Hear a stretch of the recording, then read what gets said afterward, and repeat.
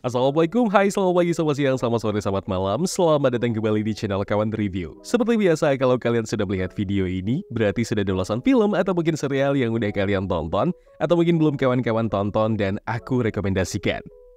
Aku, kamu, kita berdua saja.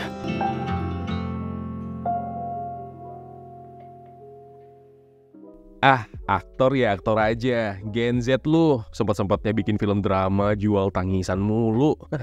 Itulah kata mbak berkerudung biru yang kemarin satu teater sama aku pas nonton film ini.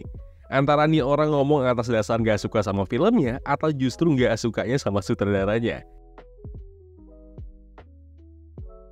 Siapa sutradaranya? Ya itulah Uma Shahab. Loh, apa yang salah sama dia? Nah, inilah mau aku bahas. Film Ketika Berhenti di Sini, film terbarunya karya Uma Shahab setelah sukses dengan filmnya Kukira Kau Rumah Ternyata Cuma Kos-Kosan. Sama, respon penontonnya beragam. Gak sedikit yang bilang suka, gak sedikit juga yang bilang gak suka.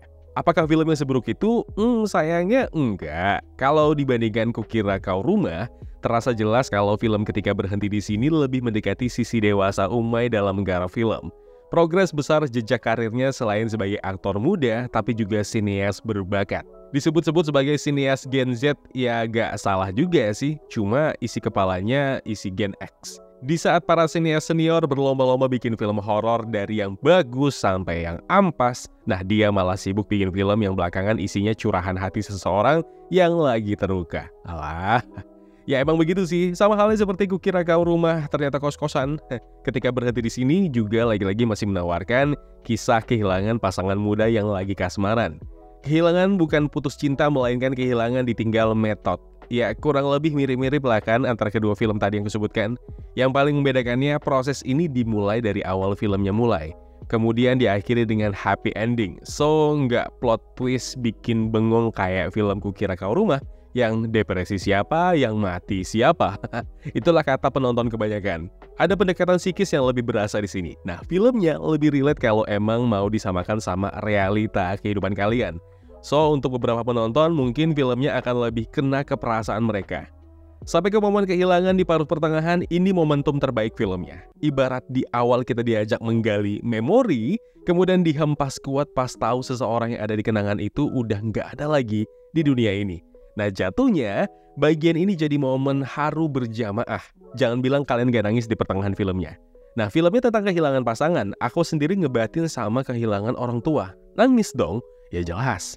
Tapi sayangnya proses ini cuma bertahan sebentar doang. Meski tetap jajaran cast dengan porsinya masih berusaha mempertahankan kekuatan film ini. Ya, Prilly lagi-lagi masih juaranya buat ngajak penonton ikut berinteraksi dengan cara yang emosi. Tapi sayangnya Prilly seperti diposisikan sebagai pemain solo, ketika seharusnya ada banyak momen yang bisa dimanfaatkan buat jadi interaksi maksimal tokohnya dengan karakter pendukung lain. Nah, malahan tidak dilakukan. Semua peran pendukung sama kuatnya sebenarnya. Sayangnya mereka cuma asap knalpot yang numpang ngebul sesaat. Kayak Reval Hadi, Lutesya, Sal Priadi, Cut Mini, dan Widiawati, sayangnya mereka cuma dihadirkan sebagai pelengkap yang kurang bermakna. Dan seharusnya dengan kekuatan jajaran cast lain tandeman sama Prilly ini, bisa ngasih emosi yang jauh lebih maksimal. Dan itu lagi-lagi masih kurang bisa kupahami sama idealisme Uma Shahab dalam menggarap film-filmnya. Kemudian Brian Domani yang jujur nih ya, dia tuh salah satu aktor pria muda lainnya yang punya daya pikat di setiap penampilannya. Nah di film ini bagaimana pada akhirnya tokoh yang diperankannya berubah. Transisi yang dirasa terlalu mudah dan imajinatif sekali. Baiklah, menggabungkan film dengan konsep realita dan teknologi sebenarnya bukan kali pertamanya. Jauh sebelum film Ketika Berhenti di Sini juga ada beberapa film yang dengan konsep serupa. Misalnya kayak Eknoid dari rumah produksi V-Cinema. Mama! Cuma yang jadi catatanku, dan mungkin ini jadi masalah karena nggak semua penonton bisa paham dengan isi kepala si sang sutradara soal film ini.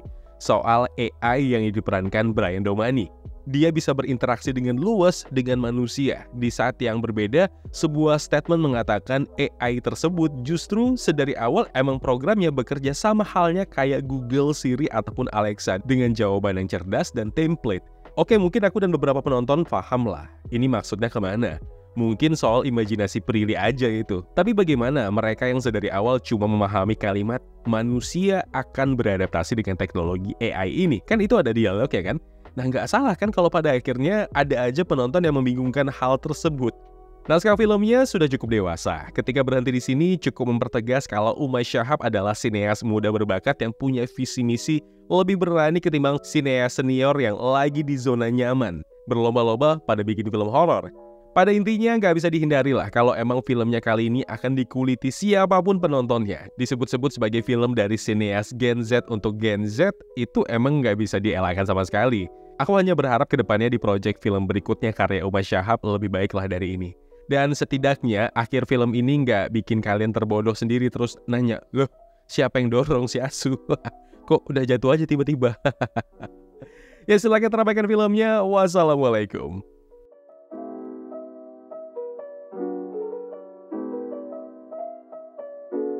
Ya kawan-kawan, terima kasih telah menonton video review ini. Jangan lupa klik tombol like ya kalau kalian suka, klik tombol dislike kalau tidak suka.